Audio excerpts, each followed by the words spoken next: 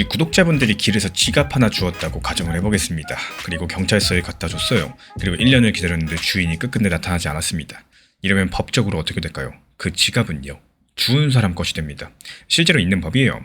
근데 만약에 그 지갑 안에 320조가 들어있다면 어떻게 될까요? 정말 말이 안 되는 것 같죠? 근데 지금 미국 뉴욕 법원에서 실제로 벌어지고 있는 일입니다. 심지어 그 돈의 주인으로 추정되는 인물이 비트코인을 만들고 흔적도 없이 사라진 사토시 나카모토 얘긴데요. 숫자부터 살펴보겠습니다. 이 소송이 노리는 지갑은 정확히 39,000개입니다. 그 안에 든 비트코인이 약 380만 개입니다. 지금 시세로 따져봐도 대략 320조 원이고요. 우리나라 1년 예산의 절반에 가까운 돈입니다. 근데 더 놀라운 건 그 비중이에요. 비트코인은 세상 끝까지 가도 2100만 개까지만 만들어지다 보니까 그중에 18%가 이 소송 목록에 올라가 있는 상황이고, 그러니까 지금 뉴욕 법정에서는 세상에 존재할 비트코인 5개 중에 하나의 주인을 정하는 재판이 열리고 있다는 겁니다. 그럼 이 어마어마한 소송을 건 사람은 대체 누구일까요? 이름을 밝히지는 않았어요. 지금 법원 서류에서는 노아도라는 가명으로만 나옵니다. 신원을 알 수 없게 사람들에게 붙이는 이름인데, 옆에는 미국의 와이오밍주에 세운 회사 두 곳이 붙어 있는데요. 이 회사들 이름도 전부 다 가려져 있습니다. 그러니까 지금 이 사람이 밟아온 과정들을 보면은 그냥 단순하게 이상한 사람이라고 치부하기는 어렵습니다. 하나씩 따라가 보자면요. 이 사람은 재작년 가을부터 프로그램을 하나 만들어 왔었죠. 5년 넘게 코인이 한 번도 움직이지 않은 지갑들, 거래소가 아니라 주인이 직접 보관하는 지갑들, 가격이 몇 배로 뛰는 동안에도 아무런 반응도 매도도 매수도 없었던 지갑들, 이런 조건에 맞는 주소들을 컴퓨터로 전부 다 골라낸 겁니다.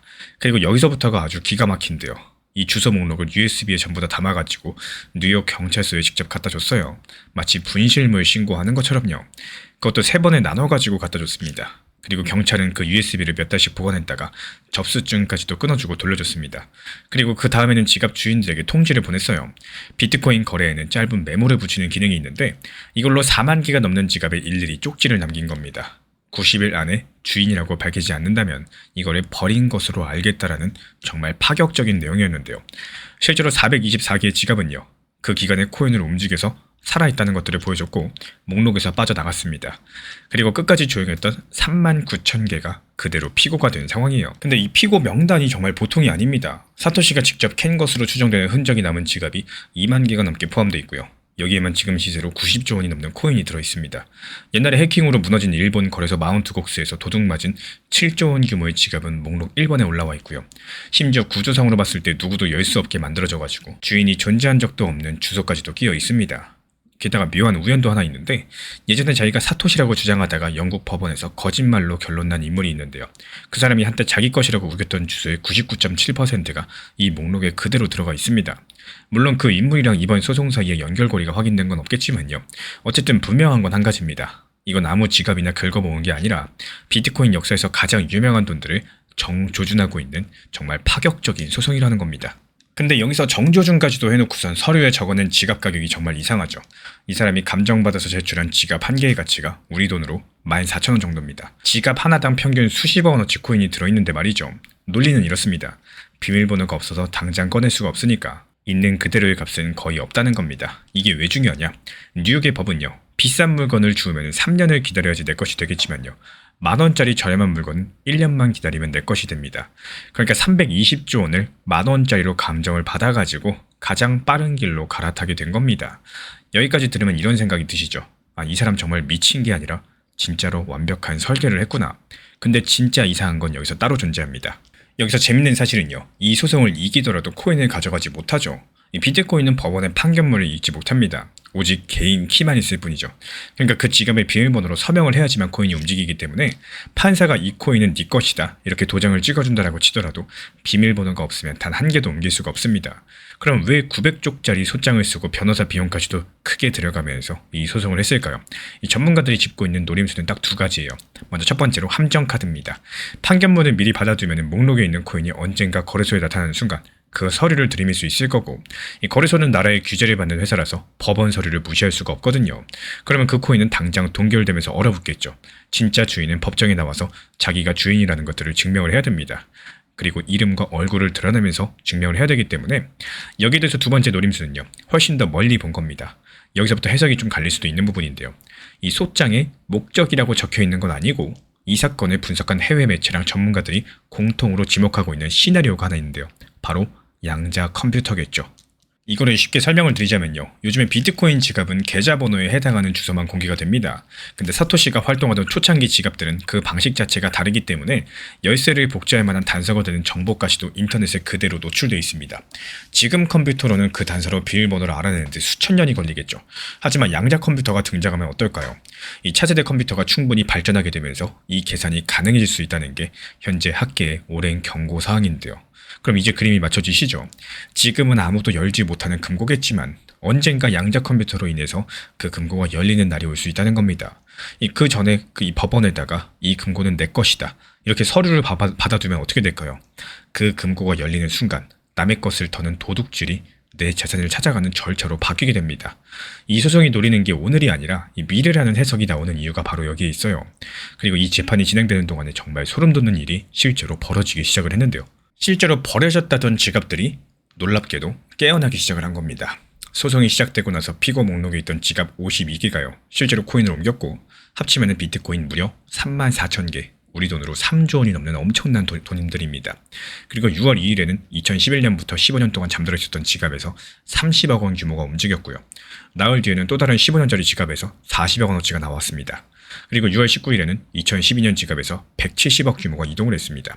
15년 동안 단 한 번도 반응이 없던 주소들이 이 법원 소송으로 인해 가지고 움직임을 보여주기 시작을 했다는 거예요. 그럼 이건 무슨 뜻일까요? 이렇게 코인을 옮길 수 있다는 건 뭐예요? 비밀번호를 갖고 있다는 뜻이겠죠. 그러니까 이런 움직임 하나하나가 말 없이 법정에 제출되는 증거인 셈이겠습니다. 나 살아있다, 이 코인은 버려진 게 아니다, 이렇게 주인을 주장을 하는 거죠. 그리고 이 사건에는 얄궂은 구석이 하나 있습니다. 이 소송을 건 노아도 본인은요, 판사에게 익명을 허락을 받았습니다. 아니, 수백조 원짜리 소송에 실명이 엮이면 납치나 강도를 당할 수 있다는 이유였었고 법원이 그걸 받아줬는데요. 근데 정작 이 소송의 구조는 진짜 주인들에게 정반대를 요구합니다. 코인을 지키려면 세상 앞에 나와서 신원을 밝히라는 거죠. 아니, 소송을 건 본인은 자기가 먼저 가면을 써놓고서는 남한테는 가면을 벗으라는 재판인데 정말 내로남불일 수밖에 없습니다. 근데 최근에 여기서 한 발 더 나아간 소식이 전해졌어요. 해외 매체 크립토 슬레이트 보도에 따르면요, 이 존도 33이라는 가명의 피고가 자신이 그 지갑의 진짜 주인이라면서 법원에 이의를 제기했다는 겁니다. 이게 사실이라면은 이 재판에서 피고가 모습을 드러낸 첫 번째 사례가 될 거고, 다만 이 부분은 조심해서 보셔야 돼요. 불과 2주 전까지 원고 측 서류에는 법정에 나타난 피고가 한 명도 없다고 적혀 있었고요. 아직까지 다른 매체의 교차 확인까지도 이루어지지 않았습니다. 그래서 이번 영상에서는 이건 이런 보도가 나왔다, 여기까지만 제가 말씀을 드릴게요. 하지만 만약에 이게 진짜라면은 이 사람은 지금 지독한 딜레마에 서 있겠죠. 법정에서 주인임을 확실하게 증명하는 방법은 결국에 비밀번호로 서명하는 것 뿐입니다. 그리고 그 순간에 초창기부터 거액의 비트코인을 쥐고 있던 사람이라는 사실 자체가 세상에 드러나겠죠. 나서면 노출되고 숨으면 재판이 흘러가게 됩니다. 그럼 법원은 이걸 가만히 보고만 있을까요? 사실 이 소송은 반대하는 사람이 아무도 없는 채로 조용히 굴러가고 있었습니다. 피고가 익명의 지갑들이니까 법정에 나올 사람이 없었던 거고, 상대가 나타나지 않으면 자동으로 이기는 걸 궐석 판결이라고 하는데 이 사건은 그 직전까지 갔었습니다. 근데 5월 말에 이언 코언이라는 뉴욕 변호사 한 명이 손을 들었죠. 이 사건과 아무런 관련이 없고요. 돈을 받은 것도 아닙니다. 본인도 비트코인을 직접 복원하는 사람이라서 이런 판례가 그냥 통과되면 안 된다라고 생각해서 자비로 나서게 된 건데요. 여기서 낸 의견서의 핵심은 간단합니다. 오래 안 움직였다는 것과 버렸다는 것은 다르다는 사실입니다. 열쇠를 잃어버렸을 수도 있겠고 또 주인이 세상을 떠났을 수도 있는 거고요. 그냥 10년 묻어두는 장기 투자일 수도 있기 때문에 비밀번호를 금고에 잘 모셔둔 지갑은 버려진 게 아니라 가장 안전하게 보관된 재산이라는 거죠. 그리고 이 논리가 인정된다면은 컴퓨터랑 근처 경찰서만 있으면 누구든지 남의 잠든 지갑을 노릴 수 있게 된다, 이렇게 경고를 했습니다. 그리고 미국의 법원이 여기에 실제로 반응을 했어요. 지난 6월 5일 판사 측에서 재판을 전부 다 멈춰 세웠고요. 그리고 7월 14일, 그러니까 이제 열흘 남짓 뒤에 심리를 열기로 했습니다. 원고 측은 재판을 다시 돌리자라고 서류를 냈고요. 코언 변호사는 막아섰고 지금 딱 그 대치 상태에 있는 구간입니다. 그래서 앞으로 어떻게 될 수 있을까요? 여기서 나오는 근거는 세 가지입니다. 먼저 이 소송의 대전제가 이미 현실에서 반박되고 있죠. 버려졌다던 지갑 52개가 눈앞에서 움직였고, 그리고 법의 구조 자체가 원고에게 불리합니다. 버렸다고 인정받으려면 버리겠다는 의도가 있어야 되는데 조용하다라는 사실만으로 그 의도를 증명할 수가 없겠죠. 그리고 뉴욕주는요, 이미 정답을 정해놨습니다. 2022년에 법을 고쳐가지고 주인이 나타나지 않은 가상재산은 개인이 아니라 주 정부로 보내도록 만들어놨거든요. 이게 판사 입장에서 봤을 때 어떨까요?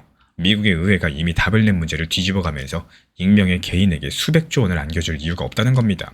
그래서 이 소송 자체는 받아들여지지 않는 방향성이 이렇게 보인다는 거고, 다만 그렇다고 아무 일도 없었던 게 되는 건 아닙니다. 이 소송이 남긴 건 판결이 아니라 질문이겠죠. 잠든 코인은 버려진 코인인 건지. 이 질문 자체가 사상 처음으로 법원 공식 기록에 접수가 됐습니다. 그리고 변호사 한 명이 나서지 않았다면 이 질문은 반대 의견 하나 없이 판례가 될 뻔했겠죠. 시장 입장에서도 계산이 하나 바뀌었어요. 지금까지 우리는 사토시의 코인을 포함해서 전체 물량의 18%를 영원히 잠겨져 있는 공급으로서 치고 희소성을 계산을 해왔었는데, 근데 이번에 그 잠든 물량에서 무려 3조 원 규모가 실제로 깨어나서 움직였습니다. 잠든 코인이 전부 다 죽은 코인은 아니라는 사실들을 이 소송이 의도치 않게 증명을 해버렸다는 거죠. 그래서 지금 뉴욕 법원에서는요, 15년 동안 잠든 320조 원 규모의 비트코인을 주었으니까 내 것이다라고 주장하는 소송이 걸려있고, 열흘 뒤에 그 운명을 가를 첫 번째 심리가 열립니다. 법원이 원고의 손을 들어줄 가능성은 낮아 보이겠지만 잠든 코인의 주인을 법으로 정할 수 있느냐, 이런 근본적인 질문은 이미 공식적인 기록으로 남았습니다. 그리고 잠들어 있던 지갑들이 하나둘 깨어나면서 내 코인은 내가 지키고 있다는 것들을 스스로 증명하기 시작을 했고, 그렇다면 오래 움직이지 않은 코인들은 가져가도 된다, 이런 논리를 다음번엔 개인이 아니라 국가가 들고 나온다면 그때 우리 구독자분들의 지갑은 과연 안전할 수 있을까요? 리플에 대해서 장기적으로 보유하고 계신다면 얼마나 상승할지만 생각하기보다도 어느 가격에서 다시 모아갈 수 있을지, 여기에 대해서 함께 준비하셨으면 좋겠습니다. 상승에 대한 기대감만 가지고 있으면 막상 하락이 왔을 때 아무런 대응을 하지 못하는 경우가 많겠고, 반대로 미리 추가 매수 구간을 생각을 해두고 이 시장을 바라보면요, 흔들리는 이런 상황에서도 조금 더 차분하게 대응할 수가 있겠죠. 이 좋은 투자자는 상승만 기다리는 사람이 아니라 오히려 하락도 계획하는 사람이다라고 생각을 합니다. 애플 정보방에서도 역시 마찬가지예요. 단기 저점 구간들에 대해서 지속적으로 안내드리는 이유, 역시 똑같은 원리입니다. 같은 금액으로도 더 많은 수량들에 대해서 확보할 수 있는 구간을 이렇게 기다리는 습관들, 장기적으로 큰 차이를 만들어준다는 사실을 반드시 기억해 주시기 바랍니다. 그래서 지금 같은 시장에서는 단기 종목들에 대한 수익 실현들이 이루어지고 나서 바로바로 매수가 들어가서는 안 된다라는 말씀을 드려요. 이 상승하는 과정에서도 분명히 하락 그리고 눌림목을 주고 다시 한번 반등이 이어지기 때문에 지금 보시는 것처럼요, 일정 상승 추세가 있다라고 했을 때 여기서도 단기 저점 그리고 단기 고점이 계속해서 반복적으로 오가면서 점점 더 고점이 높아지는 상승세가 나옵니다. 이럴 때 가장 중요한 게 뭘까요? 상승했을 때 팔고 나오고 오히려 하락했을 때 눌림목에서 단타 매수가 들어가는 겁니다. 이 섣부르게 수익 실현받다고 기분 좋아가지고 고점에서 팔고 나왔을 때 다시 여기서 들어간다? 그러면 물릴 수밖에 없게 되겠죠. 그렇기 때문에 핵심 포인트는 단기적으로 하락, 눌렸을 때 매수가 들어가는 게 핵심 포인트다, 이렇게 말씀을 드리고 싶어요. 실제로 현재 우리 채널 차원에서 운영 중에 있는 정보 커뮤니티에서도요, 이 수익을 실현하는 과정에서 단타, 눌렸을 때 오히려 매수가 들어갔다가 상승했을 때 팔고 나오고, 이때 바로 들어가는 게 아니라 시간을 두고 다시 매수가 들어가는 상황이죠. 그리고 여기서 중요한 점은 이 단타 매수 자체에서 들어가실 때 종목 선정이 상당히 중요하다는 말씀을 드려요.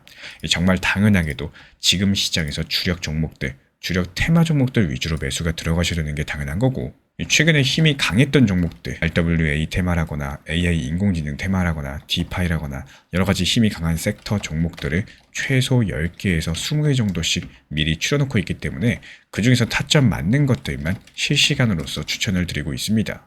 결국에 지금 같은 시장은요, 이 상승하는 과정에서 수익 내기가 너무나도 쉽고 무조건 수익을 보셔야 되는 너무 좋은 시장입니다. 이 상승과 하락 파동을 이용해서 수익 내고 나서는 오히려 한 템포 쉬었다가 눌렸을 때 매수 추천이 나가고 있기 때문에 그래도 하루에 한 종목에서 두 종목 정도씩은 꾸준하게 수익 내는 방법들에 대해서 말씀을 드리고 있습니다. 현재 보이는 번호로 문자 신청 남겨주시면 입장 안내 도움드리고 있고요. 구독과 좋아요만 눌러주시고 영상 보면서 따라와 주시기 바랍니다. 제가 안내해드리고 있는 코인 신사 채널 멤버십 전용방에 대해서 짧게 설명드려 보도록 하겠습니다. 리플, 암호화폐 시장에 대한 중요한 이슈, 그리고 브리핑이나 시장의 흐름에 대한 전문적인 분석 내용 설명과 함께 차트상의 기술적 분석, 온체인 지표와 투자 심리에 대한 내용들을 같이 안내 도움드리고 있고, 가장 중요한 투자 심리를 컨트롤하기 위해서 포트폴리오의 구성에 대한 노하우, 투자 심리 컨트롤에 대한 내용도 같이 안내드리고 있습니다. 코인 신사 스터디 멤버십 가입하신 분들께서는 아래 번호 혹은 신청 링크 통해서 남겨주시면 제가 연락드리고 있고, 안내 설명과 함께 신사 채널 리플 전용 멤버십 방에도 입장 안내 설명드리고 있습니다.